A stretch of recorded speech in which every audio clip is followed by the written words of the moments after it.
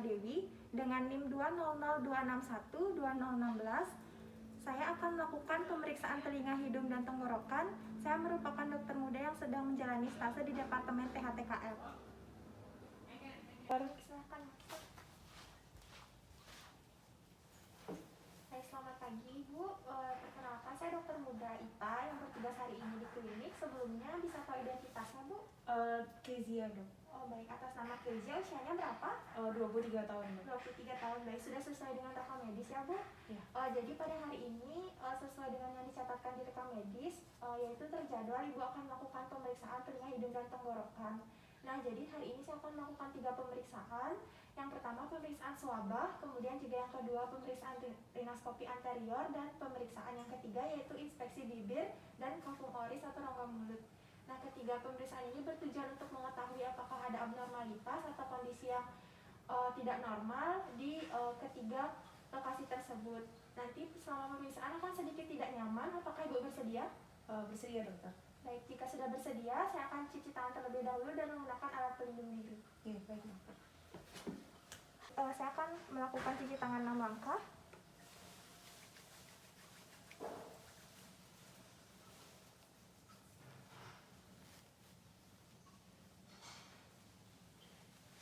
Kemudian saya akan menggunakan handscoon.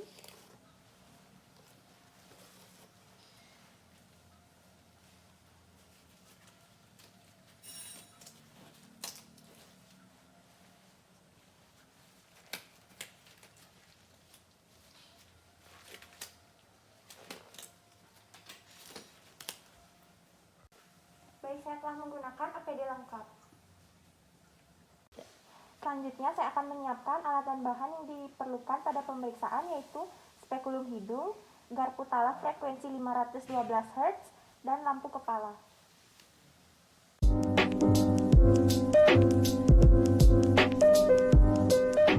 Baik Ibu, jadi pemeriksaan yang pertama yaitu pemeriksaan swabah. Saya akan memastikan posisi duduk bersisian sesuai dengan pemeriksaan THT. Kemudian adapun alat yang digunakan pada pemeriksaan swabah yaitu garpu tala 512 Hz. Jadi pemeriksaan ini Bu bertujuan untuk mengetahui perbedaan hantaran suara pada tulang pasien dan pemeriksa. Nanti saya akan memastikan apakah terdapat adanya perbedaan hantaran suara. Nah, jadi pada saat pemeriksaan apabila Ibu sudah tidak mendengar suaranya, tolong angkat tangannya Bu. Ya. Saya akan memeriksa telinga kanan terlebih dahulu. Silakan Ibu menoleh ke arah kiri. Baik, saya akan menjentikan garpu tala, kemudian saya akan menempelkannya pada tulang mastoid saya. Kemudian setelah tidak terdengar, saya akan segera pindahkan ke mastoid pasien. Apakah Ibu masih mendengar? Baik, sudah tidak terdengar. Jika pasien masih mendengar, maka swabah memanjang. Karena pasien mengatakan tidak mendengar, maka ada 2 kemungkinan ya Ibu, swabah Ibu memendek atau normal. Untuk itu saya perlu melakukan pemeriksaan kembali dengan teknik yang terbalik, di mana saya akan menjentikan garpu tala lalu menempelkannya pada mastoid Ibu, kemudian lalu ke mastoid saya. Sama seperti tadi, jika sudah tidak terdengar, tolong angkat tangannya ya Bu. Iya dokter.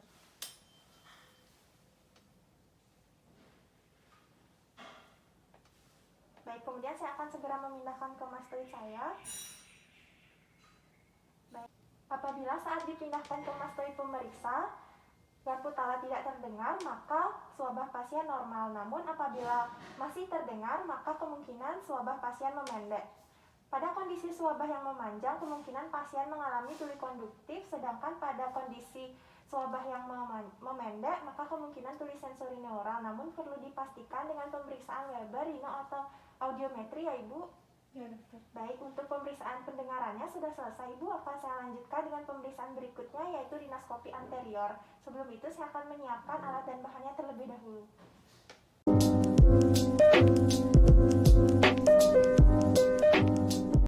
Pada pemeriksaan rhinoskopi anterior, adapun alat yang digunakan yaitu spekulum hidung dan lampu kepala. Pastikan lampu kepala apakah merupakan lampu kepala yang portable atau memerlukan sumber listrik. Apabila memerlukan sumber listrik, maka pastikan di dekat tempat pemeriksaan tersedia adanya arus listrik. Di sini saya akan menggunakan lampu kepala yang portable. Pertama, saya akan melonggarkan ikatan dari lampu kepala terlebih dahulu. Kemudian saya akan menggunakan lampu kepala. dan mengencangkan ikatannya. Kemudian saya pastikan lampu kepala berada di antara kedua mata, yaitu tepat di glabella.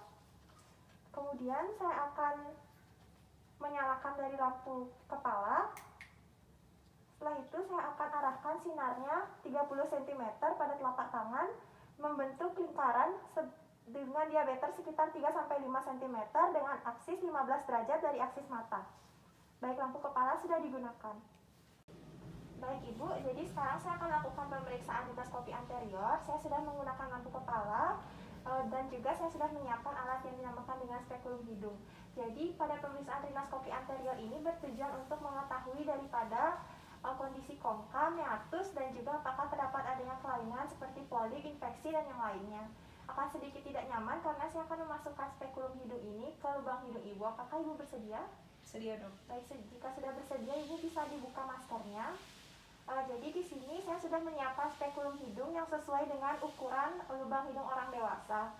Jadi saya akan memegang spekulum ini dengan teknik di mana ibu jari berada di bagian bawah dengan jari telunjuk bebas, kemudian jari tengah dan jari kelingking berada di gagang atas dan bawah dari spekulum hidung.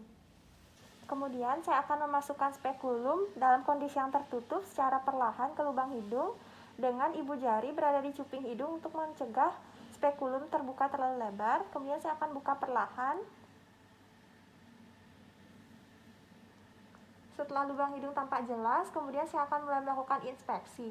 Saya akan melihat apakah tampak adanya benda asing, apakah tampak adanya hiperemis kemerahan, apakah tampak adanya tanda-tanda infeksi, massa, maupun polip. Kemudian juga saya akan memperhatikan apakah tampak adanya sekret. Jika tampak adanya sekret, kemudian saya akan menilai apakah sekretnya purulen, mukopurulen, apakah juga sekretnya mukoid atau sanguinus. Kemudian saya akan lanjutkan dengan melakukan pemeriksaan kongka inferior. Apakah pada kongka inferior tampak adanya hiperemi, apakah tampak adanya warna merah muda, apakah pucat. Kemudian saya lanjutkan dengan memeriksa apakah kongka inferior mengalami perubahan ukuran, yaitu mengalami kongesti, dekongesti, apakah tampak adanya kelainan anatomi seperti deviasi septum nasi, kemudian apakah ada hematum, dan juga apakah ada abses, dan apakah ada tanda-tanda perdarahan. Kemudian saya akan melihat meatus media. Ibu silakan sedikit mendongak.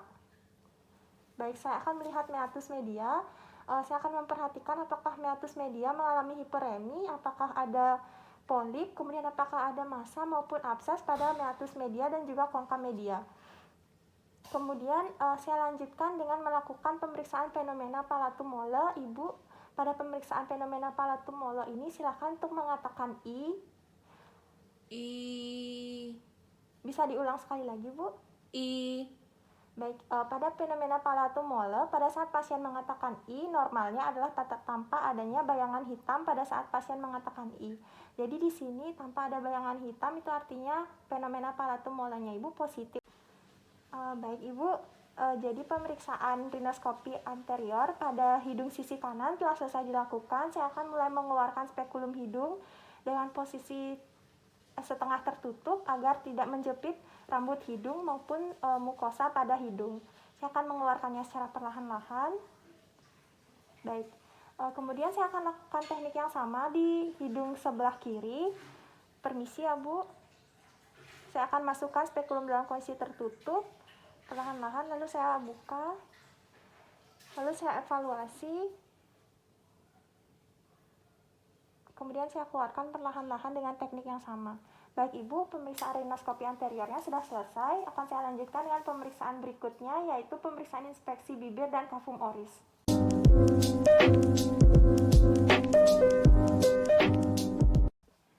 Baik Bu, selanjutnya saya akan melakukan pemeriksaan inspeksi bibir dan kafum oris. Di sini dengan teknik pemeriksaan yang sama, yaitu duduk bersisian. Kemudian juga saya sudah menggunakan lampu kepala dan juga menggunakan alat pelindung diri. Jadi pemeriksaan inspeksi kafum oris dan juga bibir ini bertujuan untuk mengetahui apakah terdapat adanya kondisi yang tidak normal seperti ada tanda-tanda infeksi pada bibir maupun kafum oris, kemudian apakah ada gangguan persarafan, dan juga apakah adanya tanda-tanda abnormalitas yang lainnya. Akan sedikit tidak nyaman, apakah Ibu bersedia? Bersedia. Baik Ibu, jika sudah bersedia, saya akan mulai melakukan pemeriksaannya. Silakan Ibu melepas masker. Baik, pertama saya akan melakukan inspeksi pada bibir. Saya akan memperhatikan apakah pada bibir tanpa ada infeksi, krustal, baik itu pada bibir atas maupun pada bibir bawah. Ibu apakah bisa membuka mulutnya? Baik, sudah Bu ya. Saya akan menilai apakah Ibu mengalami trismus atau tidak. Kemudian saya akan menilai gerakan bibir dan juga gerakan sudut mulut untuk menilai nervus facialis. Di sini Ibu silakan untuk tersenyum, Bu. Kemudian meringis, Ibu. Baik, sudah cukup ya Bu.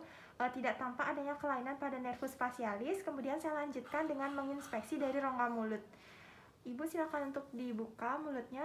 Baik, sudah maksimal. Saya akan memperhatikan dimulai dari mukosa rongga mulut dan juga gingiva atau gusi-gusi.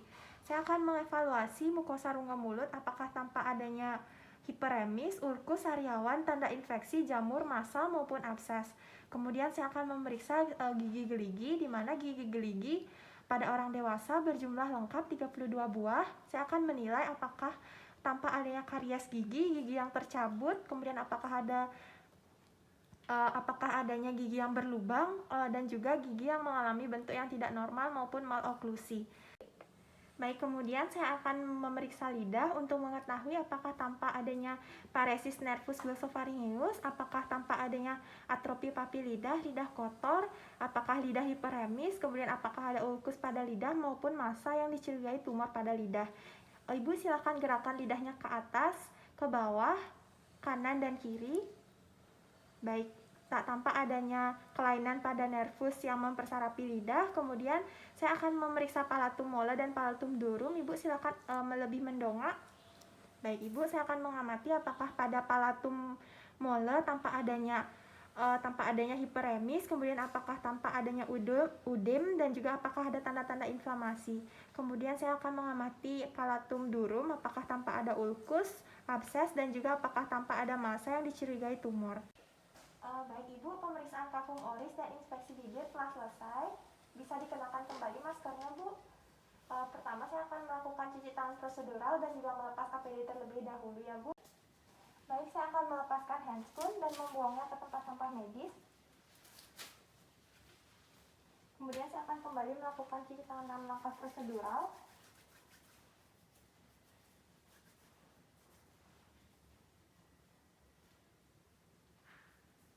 Kemudian saya akan mematikan lampu kepala.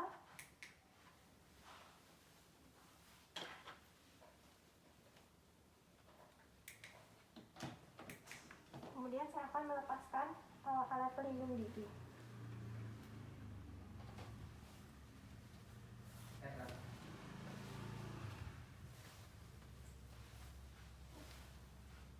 Baik Ibu, dari hasil pemeriksaan tadi, keseluruhannya baik itu telinga, hidung, dan tenggorokan Ibu dalam kondisi yang normal. Saya tidak menemukan adanya kelainan ataupun abnormalitas selama pemeriksaan. Nanti apabila Ibu mengalami keluhan, baik itu telinga, hidung, tenggorokan, silakan untuk segera periksakan ke dokter ya Bu. Untuk itu sejauh ini apakah ada yang ingin Ibu tanyakan? Sudah cukup dokter. Baik, jika sudah tidak ada yang ingin ditanyakan, terima kasih atas kerjasamanya Ibu, semoga sehat selalu. Terima kasih dokter. Baik, sekian pemeriksaan telinga, hidung, dan tenggorokan. Semoga bermanfaat. Saya ucapkan terima kasih.